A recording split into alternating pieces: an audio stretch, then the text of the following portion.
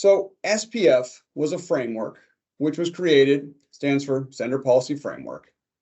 And what it allows you to do is it allows you to indicate within your domain name who can send out emails on behalf of you. So a lot of people say, well, that's simple. If the mail's coming from my mail server, it should be legitimate.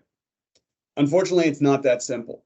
And the reason is many of you send email from your mail server. So great, you can put in the fact that Outlook or Gmail is allowed to send email on your behalf.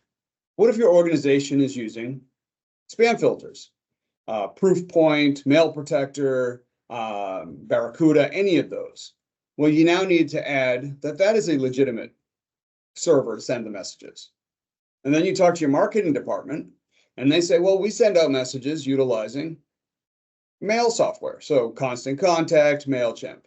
And then they also say, well, we also utilize HubSpot. So when people collect it on our website, and sometimes messages, if they fill out a form on our website, comes from our website. So now you've got 5, 6, 7 servers who are sending out legitimate emails on your behalf. If you do not list all of those servers within that SPF record, what'll happen is the message will get bounced. Now, you can also just not list the SPF record, not have one, and then your messages are going to get bounced regardless because they're going to say, well, if you're a legitimate organization, you need to have that. So how does SPF work? It's quite simple. When a mail server goes to send a message, it says, all right, I need to send a mail message to Opfinity.com. So it looks at the domain record or DNS, and it says, where do I find Opfinity.com?